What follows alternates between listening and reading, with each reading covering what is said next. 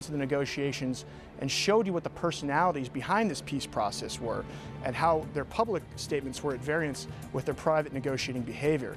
To put it another way, Palestinian negotiators led by Saeb Erekat offered, or appeared to offer, much more than Palestinians ever knew about. And even that was not enough to get a deal with the Israelis. There was nothing salacious in what was going on. This is perfectly normal in diplomacy. And it's the same way it's the job of journalists to dig this out, it's the job of governments to try to keep it secret. But it did not play well on the Arab street. يا سيدي هناك تحقيق فلسطيني داخلي الآن حول ما سمي بتسريبات الجزيرة.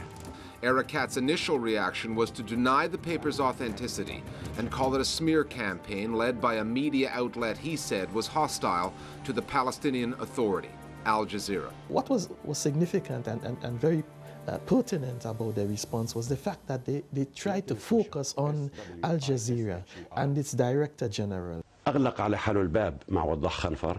And also the ruler of Qatar. In a sense, they personalize the entire issue and they try to evade what was really at stake. Many of the stock charges that are thrown against Al Jazeera quickly resurfaced in the Palestine papers, that somehow we were being used as a tool of Hamas, Iran, or even foreign policy. All of them are false and libelous. But the ultimate question remains, are the papers authentic? Yes, they are. Nobody has to rely on Al Jazeera's analysis or anything else. All those papers, all 1,600 documents, are right there on the transparency.aljazeera.net website.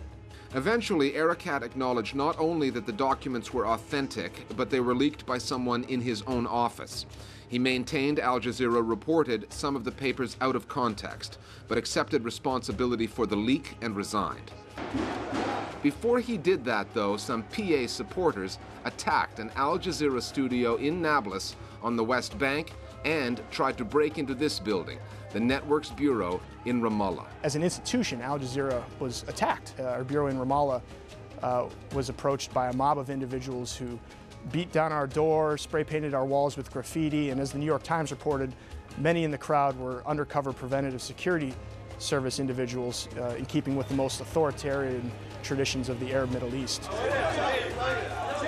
It was not terribly surprising to me to see the Palestinian Authority, and I think the Fatah movement also mobilizing vandals to go and attack the Al Jazeera office.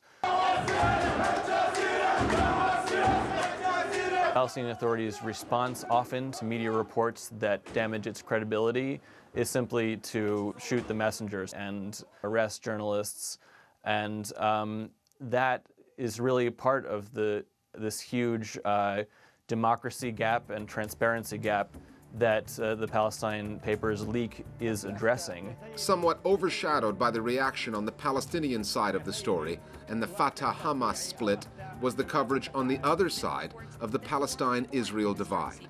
The Israeli media were very excited about the story and very interested because for them it was a chance to see into the inner workings of the peace process, to see what their own politicians were saying.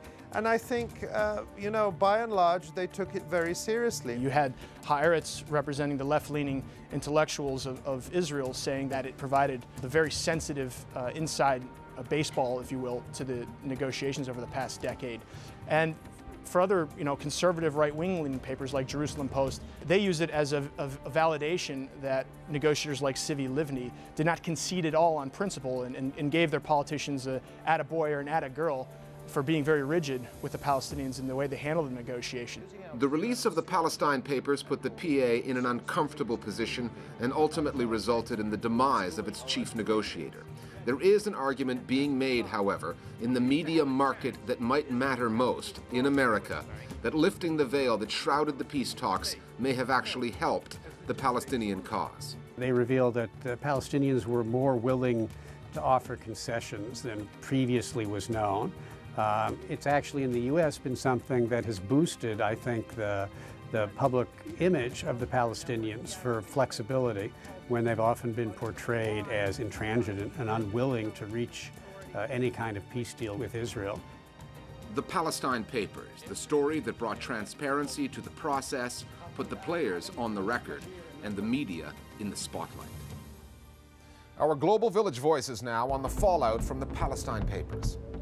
The Palestine Papers may have sent shockwaves around the world, but they surprised few Palestinians. If anything, it was not the substance that was eye-opening, it was what the content revealed about the process, how autocratic it was, how out of touch it was, how colonial it was, and how illegitimate it was. And it's interesting that the Palestinian media focused on AlJazeera as much as it focused on the content itself of the Palestine Papers. And it's unfortunate that the resignation of Saeb Erekat came as a result of the media frenzy that it caused, rather than the content itself of the Palestine Papers. The transparency unit, in my opinion, is very, very important. It is kind of a regional WikiLeaks without any bias and with a great deal of objectivity. I think it will benefit the Arab people everywhere. Time now for Listening Post News Bites. If you want to know what the authorities are thinking in Myanmar, just read the state-run newspapers. They'll tell you. And the signs are not good for the country's best-known pro-democracy campaigner. Aung San Suu Kyi spent 15 of the past 21 years under house arrest until her release in November last year, 6 days after the general elections. The state-run newspaper, The New Light of Myanmar, now says that Ms. Suu Kyi and her political party would, quote, meet their tragic end, unquote, if they continued to endorse Western sanctions against Myanmar. U.S. State Department spokesman P.J. Crowley referred to the country by its former name when he said Burma claims there is a new era, but it is up to its old tricks by threatening Aung San Suu Kyi. New suits does not a new system make, referring to the newly elected government. A host for the Saudi-owned satellite news channel Al Arabiya has been reportedly fired after he criticized on air the kingdom's media for their coverage of the protests in Egypt. Hafiz Mirazi, the former bureau chief for AlJazeera in Washington, D.C., first took aim at Saudi Arabia's state-run newspapers on his talk show, Studio Cairo. He asked if they would ever dare to criticize the king or the Saudi government. He then turned his attention to his own channel and said that unless he was allowed to talk about how the revolution in Egypt could affect Saudi Arabia in his next broadcast, he would leave the channel. Mr. Mirazi was reportedly fired the next day. A prominent Mexican journalist has been taken off the air there after saying on live radio that President Felipe Calderón should respond to allegations that he has a drinking problem. Carmen Aristegui hosted a daily morning talk show on MVS Radio. The topic came up when members of the opposition party unveiled a banner in the Mexican Congress that said, "Would you let a drunkard drive your car? No, right? Then why would you let one run the country?" On her show, she asked the president to respond to the question and said that Mexicans deserved an answer. She said, quote, "This is not the first time that the subject of alcoholism of Felipe Calderón has been spoken of," unquote. Aristegui has a reputation as a hard-working and fair-minded journalist, but her bosses fired her, they said, for broadcasting rumors as news. Now here's a story about someone going after WikiLeaks, writing emails about their clever plan, and then being undone when those emails were leaked. It has to do with the Bank of America, which is rumored to be the subject